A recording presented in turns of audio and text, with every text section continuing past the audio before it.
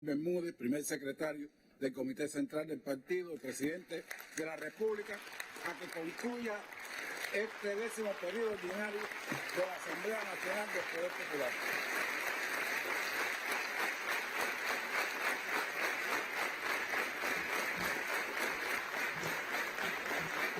Gracias.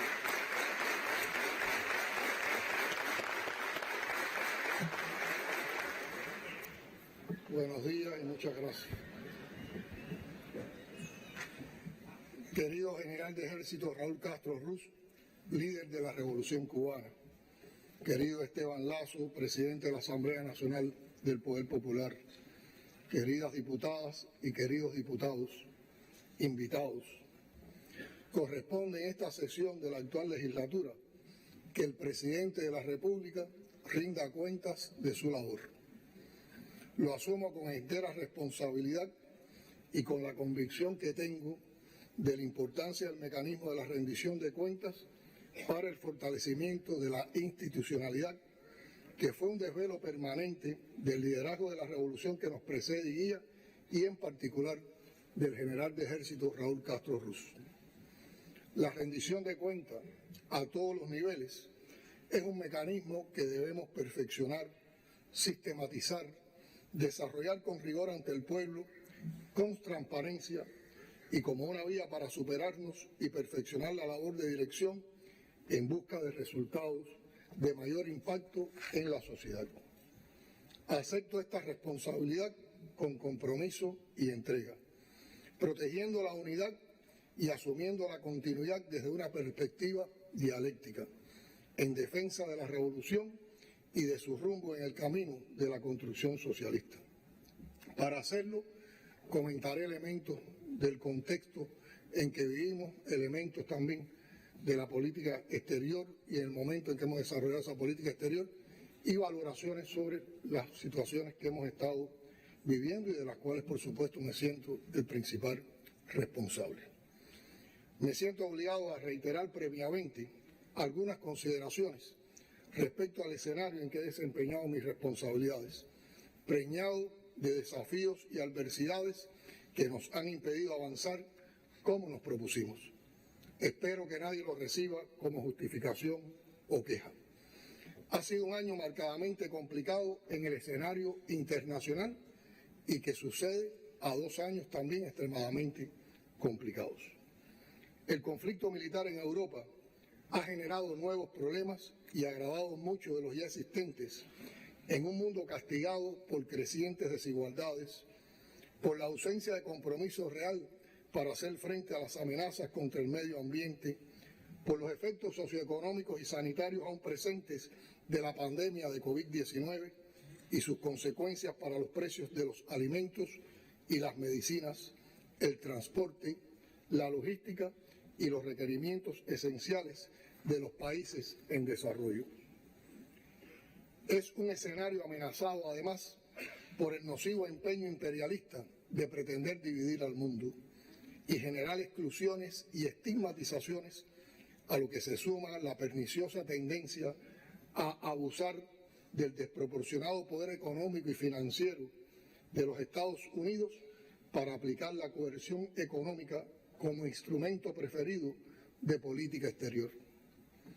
Avanzamos en las relaciones con nuestra región, donde los cambios experimentados posibilitaron la llegada al gobierno de fuerzas políticas comprometidas con proyectos orientados a la justicia social y la defensa de la soberanía, convencidos de la importancia de la integración y la defensa de una región de paz, unida y solidaria. Suceden estos cambios mientras la realidad económica y social de la región manifiesta niveles alarmantes de pobreza, desempleo, desigualdad y exclusión que a la larga favorecen el ascenso de fuerzas políticas de extrema derecha y corte fascista que intentan detener el avance de los movimientos progresistas comprometidos con los intereses y necesidades de las mayorías. El evento continental y excluyente convocado por los Estados Unidos en la ciudad de Los Ángeles terminó siendo un fracaso político y una demostración del aislamiento que sufre la política imperialista de ese país en la región, que José Martí llamó Nuestra América. Constituyó un duro golpe a la OEA y su dirigencia institucional actual, cuyo desprestigio no tiene comparación. Aprovecho para reiterar el reconocimiento a los países que rechazaron la exclusión de Cuba de ese evento, lo denunciaron y además condenaron la política del bloqueo recrudecido. Es también un año de importantes acontecimientos en el ejercicio de la política exterior cubana, lo que ha exigido constancia, pensamiento y riguroso accionar apegado a los principios y tradiciones de la política exterior de nuestra revolución. Se mantuvo la estrecha concertación política y cooperación con la hermana República Bolivariana de Venezuela. Reiteramos nuestro firme apoyo a la revolución bolivariana y chavista y a la Unión Cívico-Militar Bolivariana que preside nuestro hermano Nicolás Maduro Moros, a quien agradezco el oportuno y reiterado apoyo venezolano para contribuir a enfrentar los desastres y accidentes que nos golpearon este año. Cuba consolidó las relaciones con México, lo que quedó ratificado con la visita de su presidente al país. Aprovecho para agradecer los inolvidables gestos de solidaridad de Andrés Manuel López Obrador, de su pueblo y su gobierno ante los accidentes y desastres naturales que enfrentó nuestro pueblo. Reitero al mismo tiempo la solidaridad con el Estado Plurinacional de Bolivia y su presidente Luis Arce frente a los intentos de desestabilización promovidos y orquestados por fuerzas de derecha. Saludo desde aquí al comandante Daniel Ortega Saavedra y ratifico la solidaridad con su gobierno y la voluntad de estrechar las relaciones bilaterales en áreas de mutuo interés. También identificamos áreas de cooperación de beneficio mutuo con la República Argentina. Por eso, nuestro saludo y agradecimiento a su presidente y vicepresidenta, Alberto Fernández y Cristina Fernández de Kirchner. La reanudación de los esfuerzos de paz en Colombia es un logro encomiable y una reivindicación de la postura digna y justa asumida por Cuba en defensa del derecho internacional y de los compromisos que asumimos para ayudar a esa hermana nación latinoamericana. Mantuvimos la disposición a continuar como garantes de la mesa de diálogo Colombia-ELN. En el caso de los Estados Unidos, la característica fundamental y definitoria del vínculo bilateral continúa siendo el bloqueo económico como arma de coerción cruel, ilegítima e inmoral que constituye el obstáculo fundamental para el desempeño de nuestra economía. También es evidente la abierta política de subversión y los intentos de desestabilizar nuestro país con el respaldo de decenas de millones de dólares del presupuesto federal, junto a la tolerancia frente a quienes desde el territorio de los Estados Unidos orientan, financian y hasta entrenan a individuos para que cometan actos violentos contra Cuba. Todo eso lo hemos denunciado directamente por los canales diplomáticos y de forma pública. Hace pocos días, el gobierno de los Estados Unidos dio muestras adicionales de la conducta deshonesta de su política exterior, al designar a Cuba como un país en el que supuestamente se persigue la religiosidad. Se trata de una falsedad más de un gobierno que no encuentra justificación para proseguir con el sistema de medidas económicas coercitivas más abarcador y prolongado que haya conocido la historia. Sin embargo, y a pesar de lo anterior, hemos dado pasos muy discretos dirigidos a encaminar la cooperación bilateral para el cumplimiento de los acuerdos migratorios y también en otras áreas de prioridad entre ambos países. Hace pocos meses, a raíz del incendio en la base de supertanqueros de Matanzas, el gobierno de los Estados Unidos nos ofreció alguna asesoría técnica. La agradecimos y aceptamos. También aceptamos el ofrecimiento de unos 100 trajes de bomberos con el correspondiente equipamiento de protección, los que finalmente llegaron al país la semana pasada y se están distribuyendo entre las brigadas del Cuerpo de Bomberos. De igual modo, nos ofrecieron ayuda material valorada en $2 millones con motivo del huracán de Pinar del Río en septiembre pasado. Al igual que con el caso de Matanzas, fue ayuda ofrecida sin condicionamientos, por lo que también la agradecimos y aceptamos. Nuestro objetivo sigue siendo promover los lazos más amplios con ese país y su pueblo, que incluye ya cerca de 2 millones de personas de origen cubano o descendientes de ellas. Mantenemos la disposición a construir una relación respetuosa y mutuamente beneficiosa, con pleno apego al derecho internacional y las prerrogativas soberanas de cada parte. Eso lo conoce el gobierno de los Estados Unidos, al que se lo hemos expresado directa y públicamente. Los vínculos con los países del CARICOM se consolidan. Acabamos de celebrar el 50 aniversario de aquel acontecimiento histórico del 8 de diciembre de 1972, cuando 4 países caribeños desafiaron los preceptos de la doctrina Monroe y se dispusieron a formalizar relaciones diplomáticas con Cuba. Fueron ellos Barbados, Guyana, Jamaica y Trinidad y Tobago. Ese paso, en momentos del mayor aislamiento promovido por el imperialismo contra Cuba, marcó un hito en la región y en la historia de la política exterior cubana. La 8ª Cumbre CARICOM-Cuba confirmó la vigencia del legado del comandante en jefe, continuado por el general de ejército, en las relaciones con el Caribe, que se basan en la hermandad, la cooperación y el respeto, así como destacó la voluntad común de avanzar en planes de integración y desarrollo. La Comunidad del Caribe ratificó su apoyo al reclamo por el levantamiento del bloqueo impuesto por Estados Unidos a Cuba, así como la eliminación del país de la espuria lista de estados patrocinadores del terrorismo. Hemos reiterado la solidaridad con el hermano pueblo puertorriqueño y su derecho a la autodeterminación. Nos animan los procesos políticos que se inician en Brasil, Colombia y Honduras. Nuestra región reclama independencia y justicia social.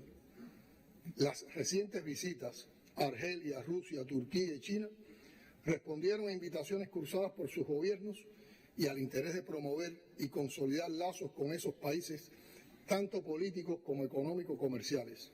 Consideramos sus resultados trascendentes.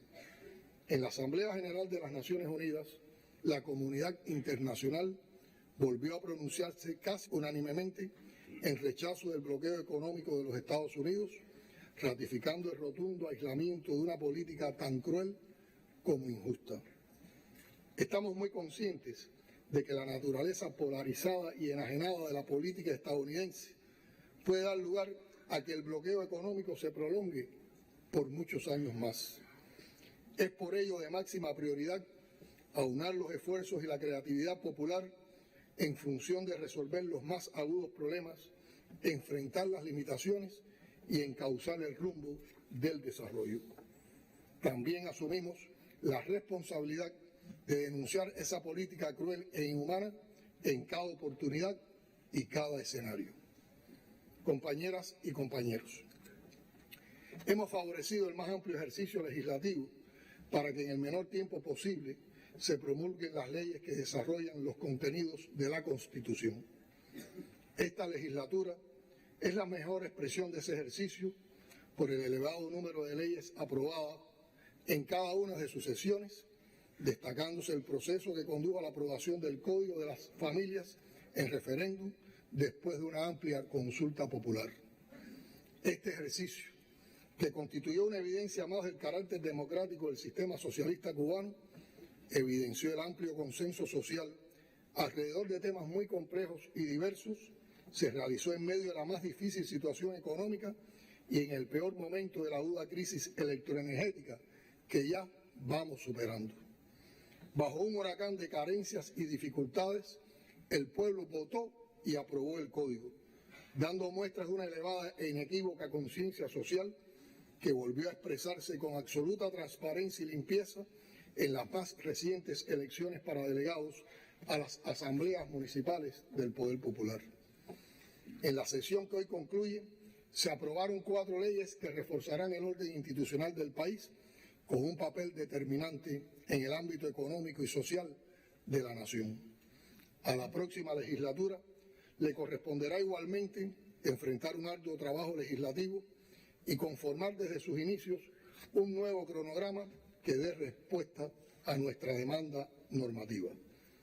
Compatriotas, estas sesiones de la Asamblea han sido particularmente tensas e intensas al abordar los problemas de la difícil cotidianidad cubana.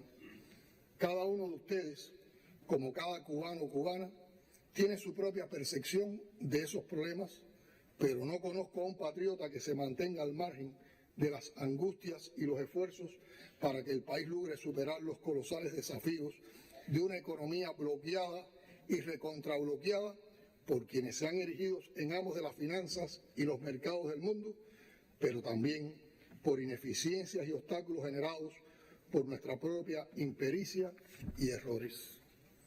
Decir que la economía transita por una compleja situación donde se combinan el recrudecimiento del bloqueo, los efectos de la pandemia y la inflación internacional, entre otros factores adversos, es lo cierto, lo innegable, pero no resuelve. Lo que toca es buscar salidas, innovar y romper el cerco.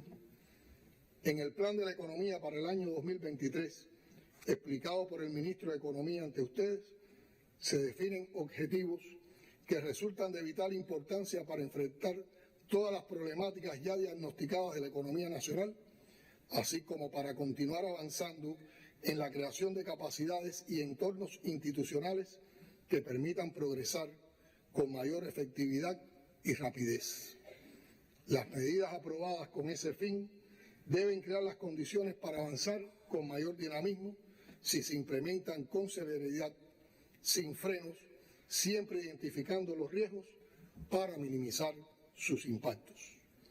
No es secreto que en los últimos años se han producido importantes desequilibrios macroeconómicos como resultado de la pérdida de ingresos en divisas, los elevados déficits fiscales, el incremento de los ingresos de personas naturales sin respaldo productivo, la parcial dolarización de la economía y la débil respuesta productiva para generar oferta de bienes y servicios, entre otros.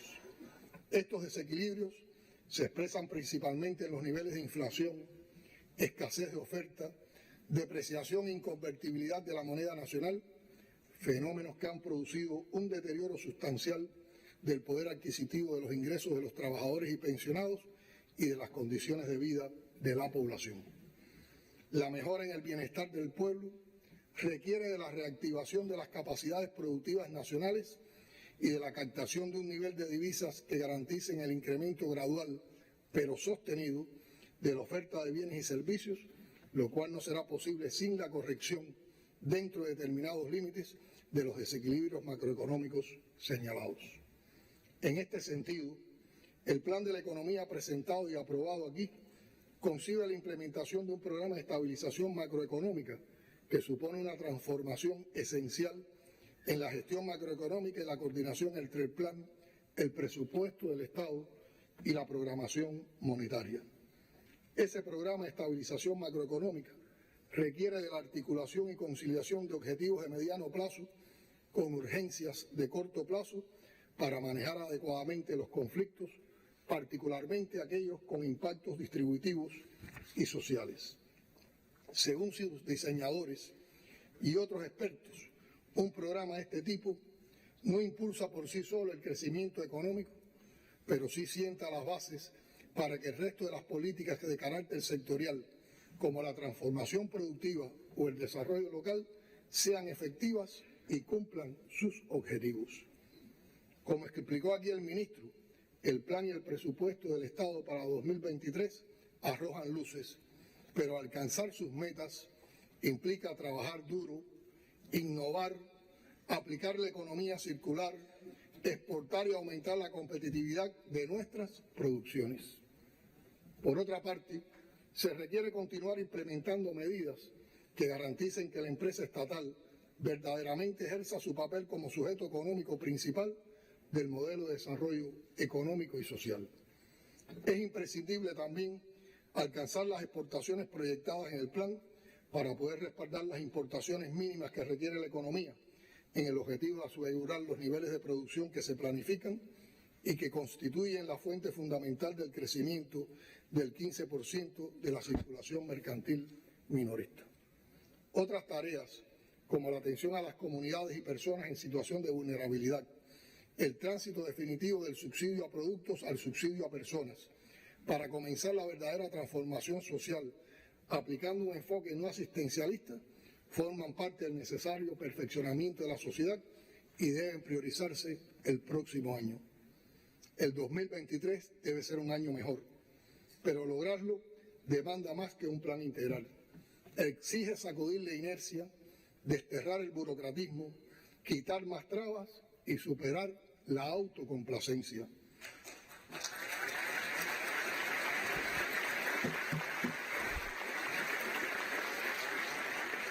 Confío en el trabajo creativo e innovador de quienes deben responder por esas tareas en un tiempo que ya no se mide por el reloj, sino por las urgencias que provoca el desgaste tras una dura lucha de más de 60 años contra un cerco criminal e inaceptable.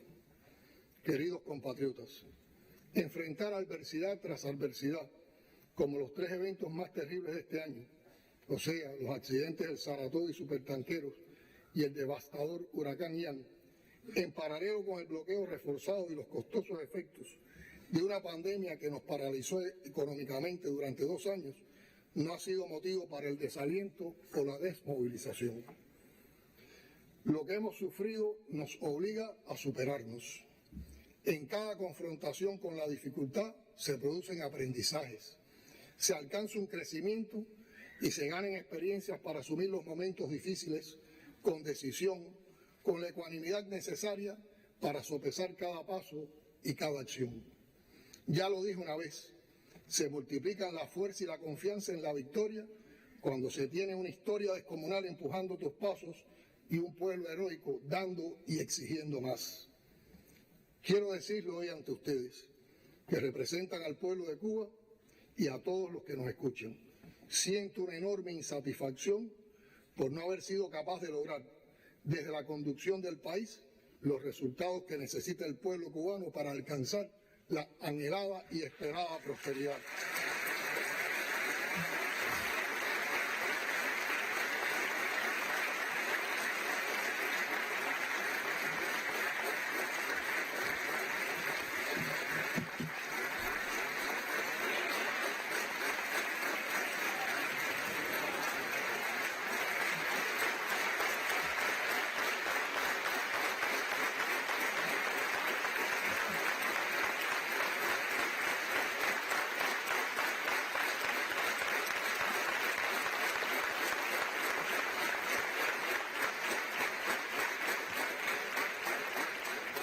Pero creo en la dirección colectiva y he actuado y actuaré como fiel seguidor y defensor de lo acordado en el 8º Congreso de nuestro partido.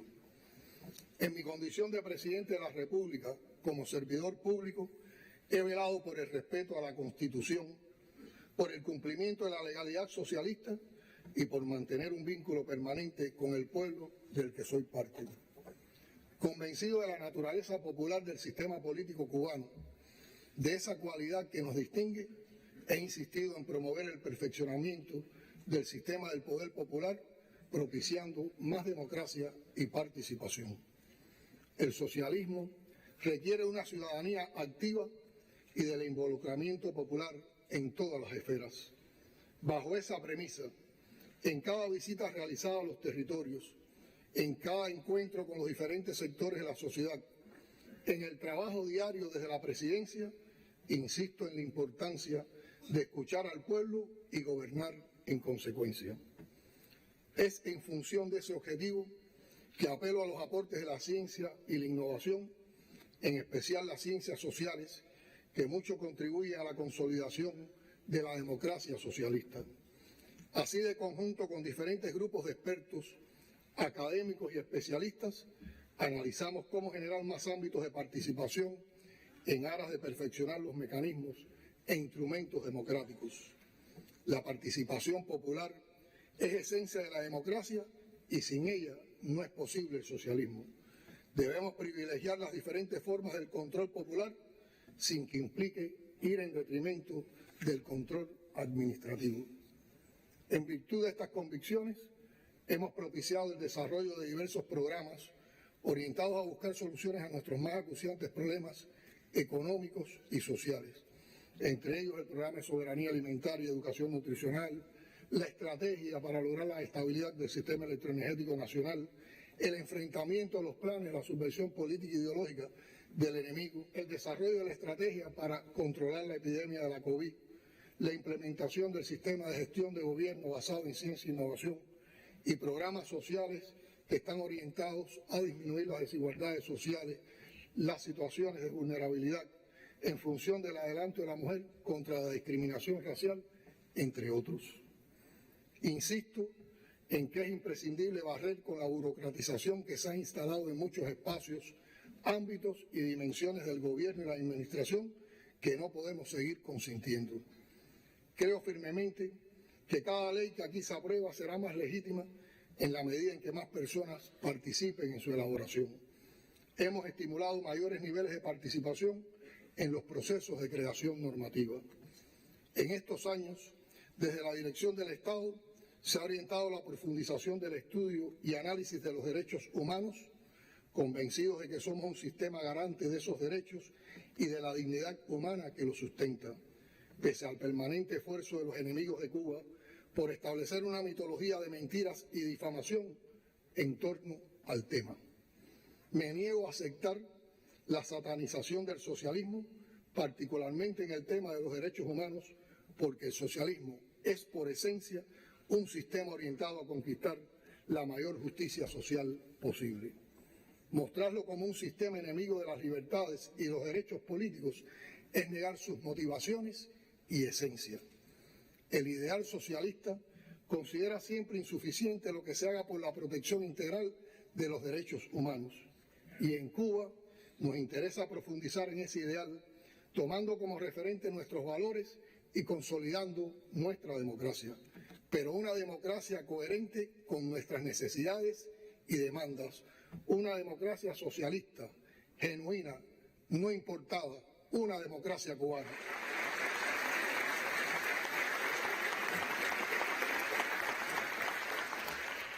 ¿Qué es la revolución cubana desde su primer día, sino eso? Una búsqueda infatigable de la justicia, una pelea sin tregua por derechos que comenzó generando acceso universal y gratuito a servicios públicos que habían estado históricamente limitados o negados para las mayorías y que hoy disfrutan todos los cubanos. Por supuesto que no conquistamos ya toda la justicia. Hacia ese elevado propósito orientamos esfuerzos y acciones, conscientes de que siempre será preciso hacer más. Por eso, durante nuestra gestión, remarcamos la necesidad de alcanzar mayores niveles de educación, cultura cívica, formación ciudadana y decencia, comunicación social, que resultan indispensables para formar conciencia en derechos humanos dentro del sistema socialista. Entendemos que no habrá mayor garantía para su sostenimiento y defensa que la conciencia ciudadana de que todo lo que tenemos hoy es el resultado de siglos de lucha de la humanidad por sus derechos. Y en nuestro caso como nación es además el fruto de más de 150 años de pelea con el machete y con el fusil, con las ideas y con la dignidad por una Cuba independiente, soberana, humanista, solidaria y por siempre socialista.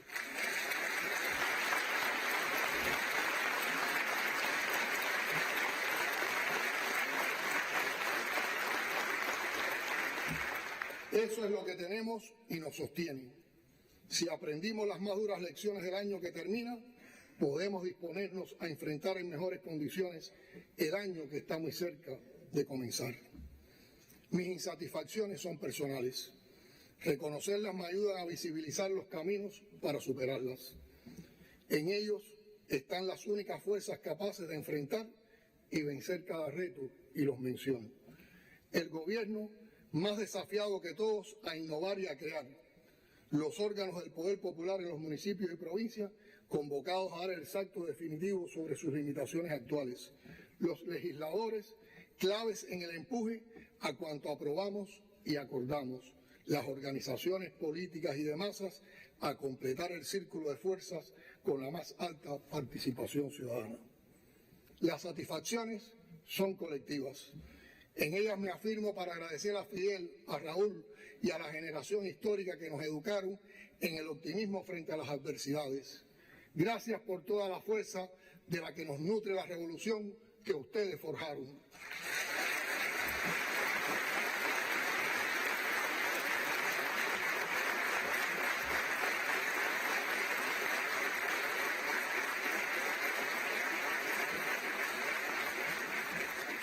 Al noble y bravo pueblo cubano, gratitud infinita y nuestras felicitaciones en el año 65 de la Revolución Cubana.